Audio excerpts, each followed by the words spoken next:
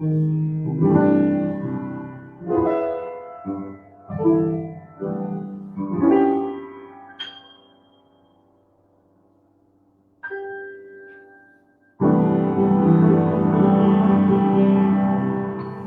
to another book lunch. That's the theme song that I wrote. I think I wrote it when we started doing this, if I'm not mistaken. You're on here. Get in my chair. There's a lot to cover today, more than I think usual because, well, this book we're doing today, oh boy, among other things, is just such a phenomenal book. I mean, the book in question, of course, is Jean Baudrillard's America. We're going to talk about more than that, of course, as I always do. But this is the book lunch, and it's noon, and I hope everybody's recovered from all the technical glitches of the FB being down and all the rest of it, and having to reset numbers and digits and bots and the things that pertain to our present. I want to say a couple things because I would be remiss if I did not, about Cormac McCarthy. Now, and Robert Gottlieb. Now, there was a post reminding everybody that Robert Caro is doing one of his many volumes on LBJ, and he said, "Well, don't worry, my editor is passed, unfortunately, but this volume is going to come out." Anyhow, Robert Gottlieb was such a major editor and just major figure in the literary world, and I felt like I needed to mention him, and of course Cormac McCarthy. Now, next year in in the fall, so I think before 2024, I'm going to try and choose a McCarthy book for book lunch, and I'm most likely going to choose Blood Meridian. If you've read it, haven't read it, I think it's his finest novel. So that's in the far future, I guess, a near future. So he won't be forgotten here on Journey of Aesthete podcast at Book Lunch. But I thought, Baudrillard is really part of a kind of, how do I put this?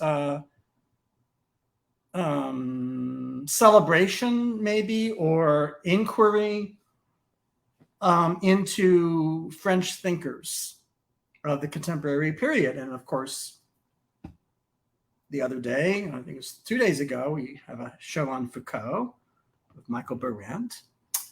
And today we're doing Jean Baudrillard. And Jean Baudrillard wrote a book called Forget Foucault. Isn't that interesting?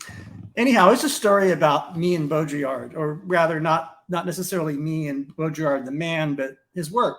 I was on a Delta airline, I think in 1988, and I was returning to Boston from Tampa, Florida. I had some business there in Florida with the family business, and I had with me the collected works of Baudrillard, I believe edited by Mark Poster. And I was reading this thing, and I was traveling, and I think I know I was in coach. And I also know there was another gentleman, some owls down, with the same Baudrillard book.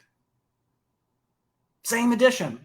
And I'm looking, we're both, I mean, that's this total stranger. Of course, given the times, I mean, it's hard to realize maybe now for those that are too young, or for those that gives you an indication either of, something sort of magical or mystical on maybe, but maybe not, because Baudrillard was really that widely read and studied back then.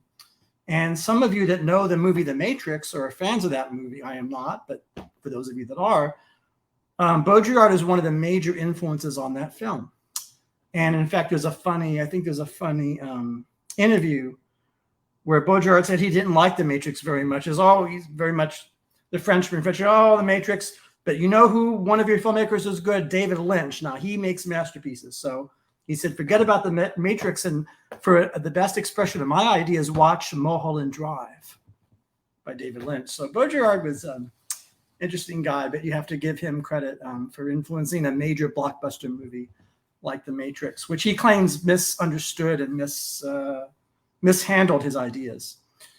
And I'm not going to weigh in on that. This show is not about The Matrix, although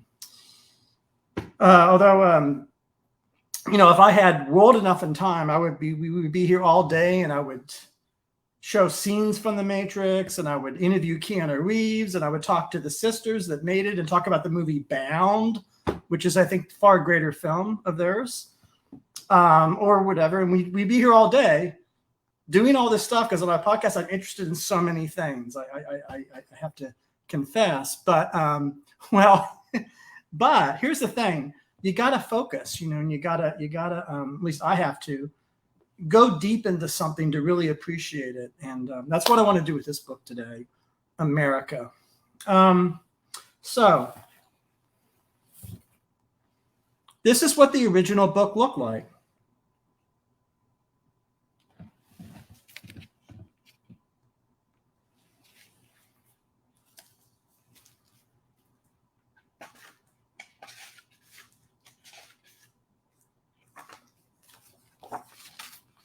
This is what you would see, this photograph. Of course, that is the West, or at least a photographic representation of the West, or a desert.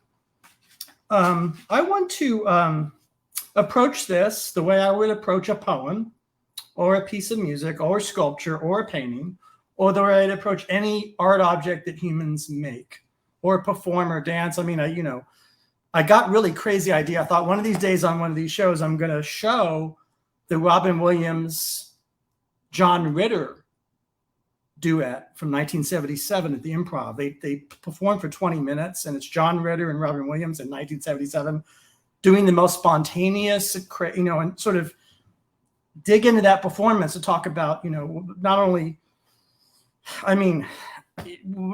just great humor and just exuberance and passion and creativity, but just to show that we do all kinds of things here, and I'm gonna get into that at some point. I'd like to get into that, but let's get into Baudrillard now. Baudrillard's made his name, as the movie The Matrix will indicate, for philosophy and theory. And he developed some very complex ideas about the modern world. So the dummy's thumbnail version of that is that he felt that in the contemporary world, that reality, or the real, was being replaced by symbolism and signs, and actually meaning. So this is why I always laugh when people say we suffer from nihilism today. So many public commentators say that, and actually, Baudrillard said, we have too much meaning. I think it's a famous interview. He says, we're suffocating from meaning, not the lack of meaning. So many ideas. But anyhow, I don't want to do a disservice to Baudrillard, because that's not what this show is about. The show is about Baudrillard as a prose stylist, as a writer. And I hope to convince you, if you need convincing, by the end of this episode, that he's not only a philosopher or a theorist. He doesn't not only have interesting ideas about authenticity or value or signs or symbols, but that he's a passionate, one of the great writers and one of the great chroniclers of this country I live in, America. Now we'll just dive into it. So here we go. I'm going to read the first passage here, and I'm going to skip around in this book because it's sort of a travelogue book, and he talks about so many things, and I don't want to scrimp on it, but also I can't do everything, I'll do some things. So this is called Vanishing Point. Now I think that's a reference, I should say. Don't worry, I'm going to stop my annotation soon. I'll get into the text, but Vanishing Point I think is partly a reference to the great film with Barry Newman. And Barry Newman, just one of the many actors who passed this month. I think he passed last week, which is a great race car movie. And anyhow, but also, what does he show? He shows the open road. See? That's America, right? That's the road, that's the highway, that's the strip. Now, Baudrillard loves America. Well, he loves it, and also in part is angered by it, maybe a little bit hates it. In other words, he's an artist. He doesn't deal, artists working at the level of a Baudrillard that are really good, they don't live in a world of always black and white thinking, and that's not really, he's operating in a different level than that, and I think that's what's good about this book. But let's get into his prose, because this isn't fair for me to go on and on without hearing from him. Vanishing point. Caution. Objects in this mirror may be closer than they appear. Nostalgia born of the immensity of the Texan hills and the Sierras of New Mexico, gliding down the freeway, smash hits on the Chrysler stereo, heat wave, snapshots aren't enough. We need the whole film of the trip in real time, including the unbearable heat and the music. We'd have to replay it all from end to end at home in a darkened room, rediscover the magic of the freeways and the distance and the ice-cold alcohol in the desert and the speed, and live it all again on the video at home in real time, not simply for the pleasure of remembering, but because the fascination of senseless repetition is already present in the abstraction of the journey. The unfolding of the desert is infinitely close to the timelessness of film. Okay, that's one paragraph. That's how he opens his book. I wish people wrote more like that today. That's all I'm going to say. This is a Frenchman. Again, this is not a book by a guy, who was born here, or who he's probably ignorant about many aspects of life in America. He's not on a he's not, clearly from that paragraph, he's not on and this is a point of great contrast to writers today. He's not on a mission to save America or to defend America, neither. He's just trying to, he's aesthetic. He's trying to come to terms with the sensual feeling of what is it like to be in this desert? What does it feel like in the car stereo and all these things? So that's one paragraph. Now, he has a lot of ideas in this book. So here's a chapter called Monument Valley, Dead Horse Point, and Grand Canyon. He says, geological and hence metaphysical, monumentality, by contrast with the physical altitude of ordinary landscapes. Upturned relief patterns, sculpted out by wind, water, and ice, dragging you down into the whirlpool of time, into the remorseless eternity of a slow motion catastrophe. The very idea of the millions and hundreds of millions of years that were needed peacefully to ravage the surface of the earth here is a perverse one, since it brings with it an awareness of signs originating long before man appeared in a sort of pact of wear and erosion struck between the elements. So that's another example. So he's one of the unique things, of course, about these two passages and Baudrillard is he's weaving together sort of intellectual, theoretical, that background with completely sensual literary style. He's putting them together. It's incredible. So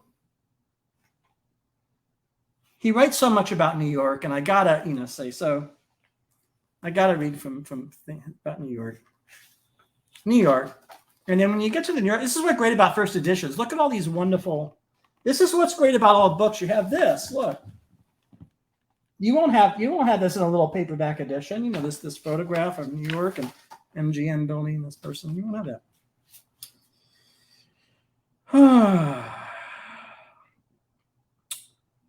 No, I'm not gonna read from that. Bear with me. Here we go. Why do people live in New York? There is no relationship between them except for an inner electricity, which results from the simple fact of their being crowded together. A magical sensation of contiguity and attraction for an artificial centrality. This is what makes it a self-attracting universe, which there is no reason to leave. There is no human reason to be here except for the sheer ecstasy of being crowded together. Now, again, in 1985, when Baudrillard is writing about being crowded together, that's not pejorative for him. In other words, it isn't like, oh, we're all cramped. It's not negative. It's you know, again, the time and place, you know. So he says in New York, there is this double miracle. Each of the great buildings and each of the ethnic groups dominate or has dominated the city after its own fashion. Here, crowdedness lends sparkle to each of the ingredients in the mix, whereas elsewhere, it tends to cancel out differences. Interesting. Cancel. So he's saying that the uniqueness of groups stands out. It's not canceled out. They can shine. They can, in a way, be themselves. Again, I don't want to distort his text. I'm sort of adding to it here.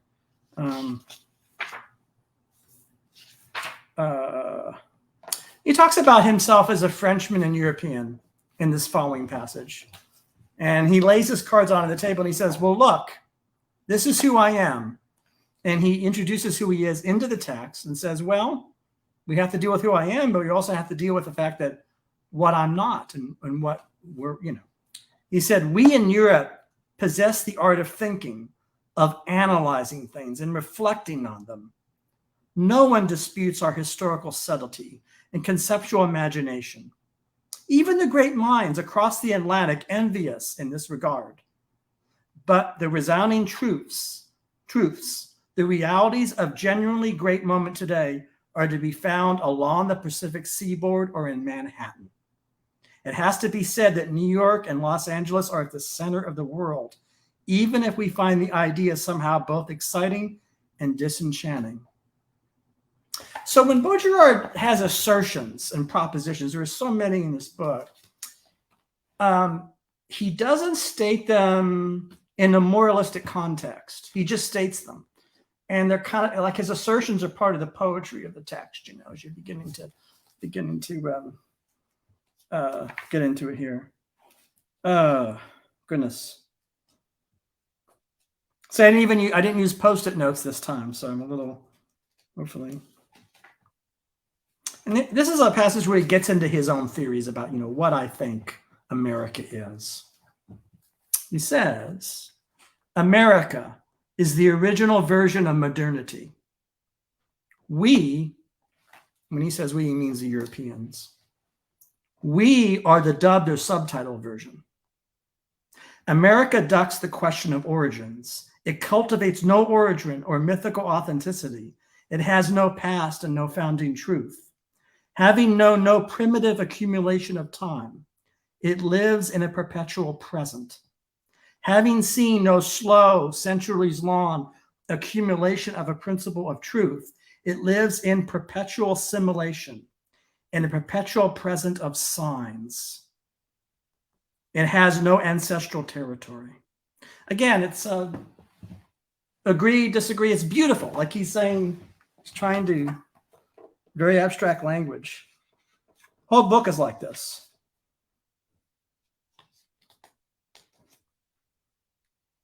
Whole book is like this. America has never been short of violence, nor of events, people, or ideas. But these things do not of themselves constitute a history. Octavio Paz is right when he argues that America was created in the hope of escaping from history, of building a utopia sheltered from history, and that it has in part succeeded in that project, a project it is still pursuing today. The concept of history as the transcending of a social and political rationality as a dialectical, conflictual vision of societies is not theirs, just as modernity, conceived precisely as an original break with a certain history, will never be ours. We have lived long enough now in the unhappy consciousness of this modernity to be aware of that Europe invented a certain kind of feudalism, aristocracy, bourgeoisie, ideology, and revolution. All this had meaning for us, but at bottom it had no meaning elsewhere. Interesting, right? Here's Baudrillard. There he is.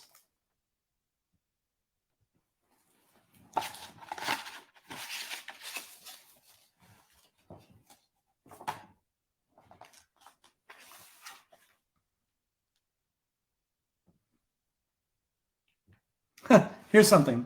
Americans are no keener today than anyone else today to think about whether they believe in the merits of their leaders or even in the reality of power. That would take them on too much a tricky ground. They prefer to act as though they believed in them, on condition that their belief is not taken too much for granted. Governing today means giving acceptable signs of credibility. It is like advertising. It is the same effect that is achieved, commitment to a scenario, whether it be a political or an advertising scenario. Reagan's is both at once. It is also successful. Now, it has to be said that, he doesn't like Reagan, but he's, of course, but he's using him as an example of looking at him aesthetically, is sort of the idea of constructing this scenario, and you believe in the scenario. And you put, we'll talk about this when I do my 70s movie next week, Friday. Funky Friday. I'm going to talk about 70s visions of the public and like community and street scenes and spectacles. And I think it might connect to this episode. I don't know, but I think this is,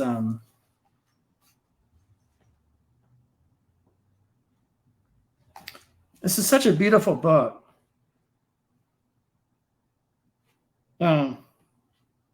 When I see Americans, particularly American intellectuals, casting a nostalgic eye towards Europe, its history, its metaphysics, its cuisine, and its past, I tell myself that this is just a case of unhappy transference. History and Marxism are like fine wines and haute cuisine. They do not really cross the ocean, in spite of the many impressive attempts that have been made to adapt them to new surroundings. So this is the part of Baudrillard that the left doesn't like, kind of the sort of a little bit playful, and let's sort of take in what's there and not say what side we're on. He has he'll have a obligatory attack on Reagan in one sentence. But it's not an attack, again, it's not moralistic. It's a rhetoric, not a moralism or not a proposition or not an assertion. It's a rhetoric of, it's a rhetoric, I would say, of, it's aesthetic. It's a rhetoric of impressions and presence, I would say, actually, and being present, and this whole book is like that. So maybe you've read it, maybe you haven't. I don't know. The way American cars have of leaping into action, of kicking off so smoothly by virtue of their automatic transmission and power steering, pulling away effortlessly, noiselessly eating up the road, gliding along without the slightest bump. The surfaces of the highways and freeways are remarkable, matched only by the fluidity of the car's performance. Braking smoothly but instantly, riding along as if you were on a cushion of air, leaving behind the old obsession with what is coming ahead or what is overtaking you. There is an unspoken agreement on collective driving here. In Europe, we have only the highway code. So again, Europe, America, he's always got. It's just so I could go through this book and just pick out all these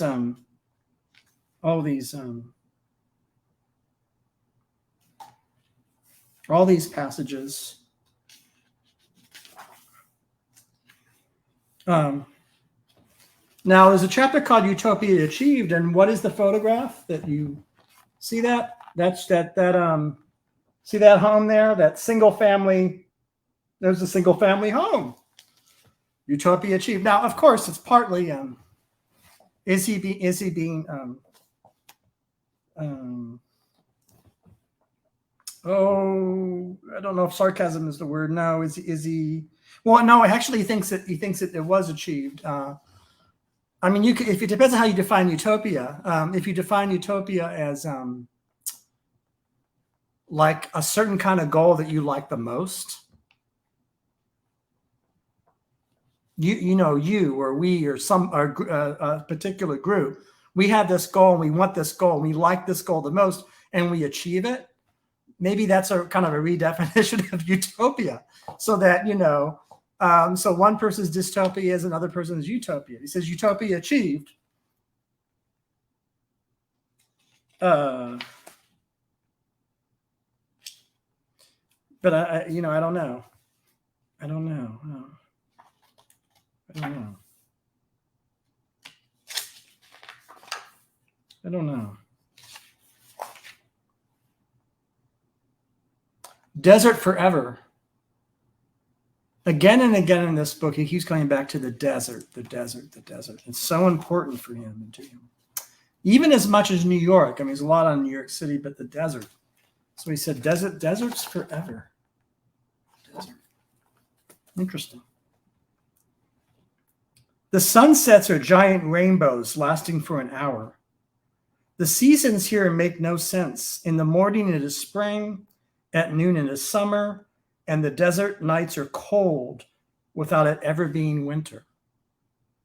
It is a kind of suspended eternity in which the year is renewed daily, with the guarantee that it will be like this every day, that every evening will be that rainbow of all the colors of the spectrum in which light, after having rained all day long in its indivisible form, in the evening fragments into all the nuances of color that make it up, before it finally disappears. Nuances which are already those of the instant rainbow, catching fire in the wind, on the crest of the Pacific waves. This is the invulnerable grace of the climate, privilege of a nature that completes that insane richness that is man's. This country is without hope. Even its garbage is clean, its trade lubricated, the traffic pacified, the latent, the lacteal, the lethal. Life is so liquid. The signs and messages are all so liquid. The bodies in the cars so fluid. The hair so blonde, and the soft technology so luxuriant that a European dreams of death and murder, of suicide motels, of orgies and cannibalism to counteract the perfection of the ocean, of the light, of that insane ease of life, to counteract the hyper-reality of everything here. Hyper-reality is a term he kind of invented, you know, to describe what to him then was our current moment. And hyper-real does not mean unreal or fake. It's a very complex term, and you know, this is not the place or time to get into discussing Baudrillard's theories and his terms. But a clue is his love for David Lynch. I mean, you see how much he loved Mulholland Drive, and there's a little sense of where he's coming from, I think. Because in David Lynch's films, there's Americana, right? There's kind of, Blue Velvet. There's always like the fireman and the and this is an interesting thing there. That's John Baudrillard's America. That's our book lunch for today. It's 12:30. I think I'm going to stop for now because I have a lot of projects coming up. I've got to do this movie episode next Friday, in which I'm very excited because I'm doing a lot of films, and I want to get ready for that. And I'm actually having the honor of talking again to Thomas More. He's 82. He's just written a book about solitude and emptiness. It's a remarkable book. It's called The Eloquence of Solitude. And he and I are going to meet on video like this, face to face, and record an episode. I'm really excited about that. I'm excited about and then of course July is coming, and I'm going to do a little piano thing here and talk about some music I'm working on July 6th. If you come here, and that's our 5th season. And you know, when I do a book like this, I never know how long I'm going to go. I mean, I thought maybe I'd show Baudrillard talking and scenes from movies, and I thought it would be nice just to stick with this first edition book here, and hope wasn't too boring and you got something out of it.